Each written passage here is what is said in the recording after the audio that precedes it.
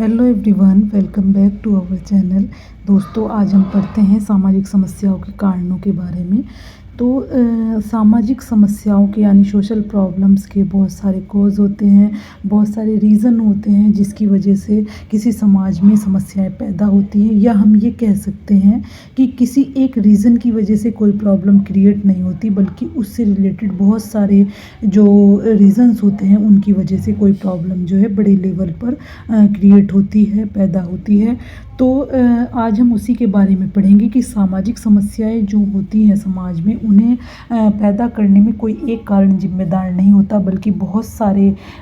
छुपे हुए ऐसे कारण होते हैं जो कि किसी प्रॉब्लम को छोटे लेवल से बहुत बड़े लेवल पर पहुंचा देते हैं। तो सामाजिक समस्याओं के जो कारण हैं उनमें सबसे पहले नंबर पे रॉब और सेल्जनिक के अनुसार कि सामाजिक समस्या तब पैदा होती है जबकि एक संगठित समाज की योग्यता लोगों के संबंधों को व्यवस्थित करने में असफल सी प्रतीत होती है। यानी कि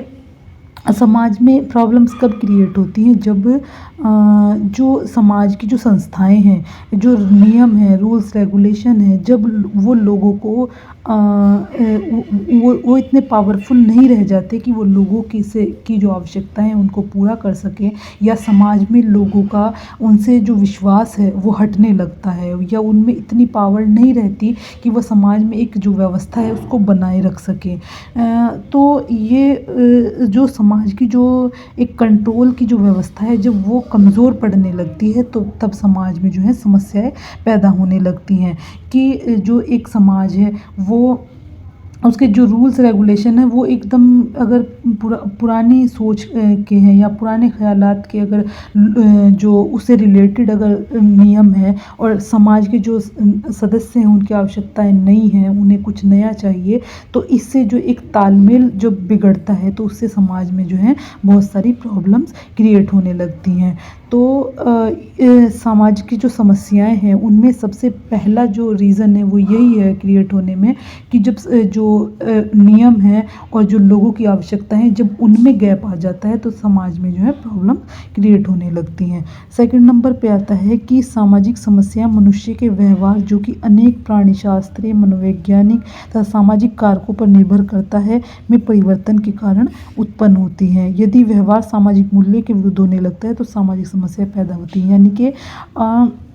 सामाजिक समस्याएं कब क्रिएट होती है, जब मनुष्य का जो व्यवहार है वो बदलने लगता है, चाहे फिर वो उसका प्राणी शास्त्रीय व्यवहार हो, चाहे उसका मनोवैज्ञानिक हो, किसी भी तरह का जो व्यवहार है जब उसका बदलने लगता है तो समाज में जो प्रॉब्लम्स होती है वो क्रिएट होने लगती हैं। कोई भी प्रॉब्लम जो क्रिएट होती है वो पहले एक व्यक्तिगत लेवल पर क्रिएट होती है, यानी कि एक इंसान जो है वो सबसे पहले खुद का विघटन होते हुए देखता है, खुद की पर्सनैलिटी को वो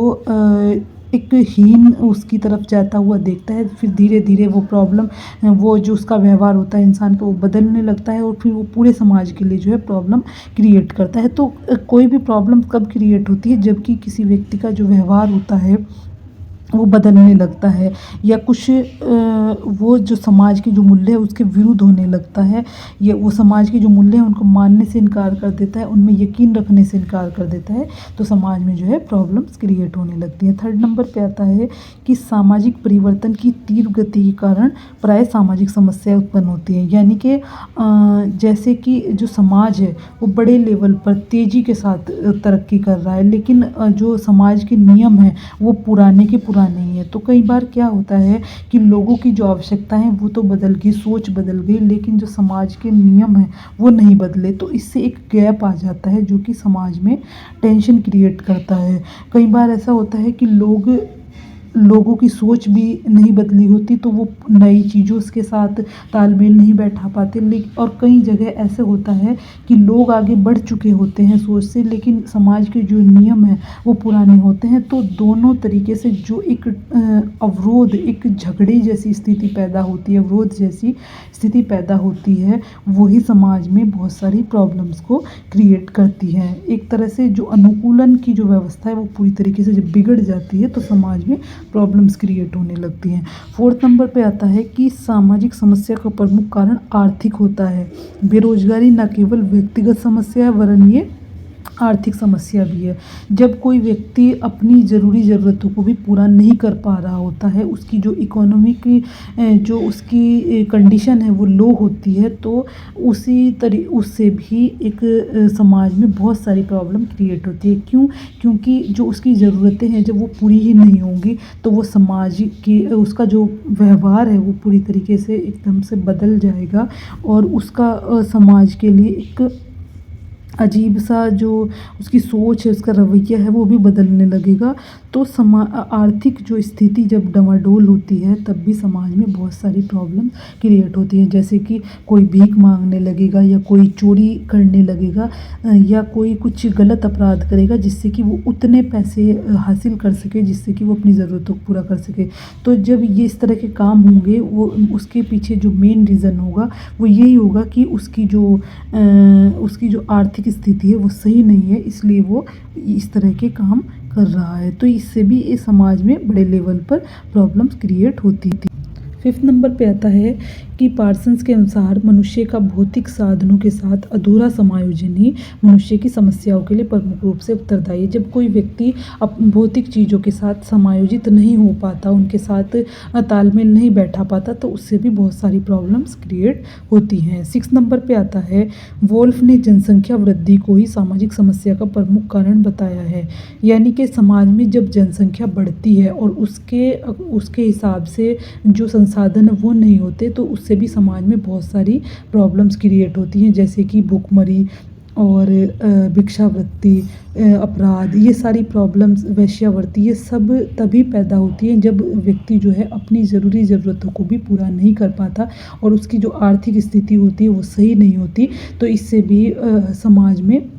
बहुत सारी प्रॉब्लम्स क्रिएट होती है, क्योंकि जब जनसंख्या ज़्यादा बढ़ेगी और उसे संभालने के लिए संसाधन नहीं होंगे उसकी ज़रूरतों को पूरा करने के लिए, तो इससे समाज में बहुत सारी प्रॉब्लम्स की स्थिति जो है क्रिएट हो जाएंगी। 7th नंबर पे आता है, इलियट और मेरिल ने सामाजिक विघटन को सामाजिक समस्याओं का कारण माना है। सामाजिक विघटन जो होता है वो एक बहुत बुरी स्थिति का नाम है कि जब समाज के जो नियम हैं वो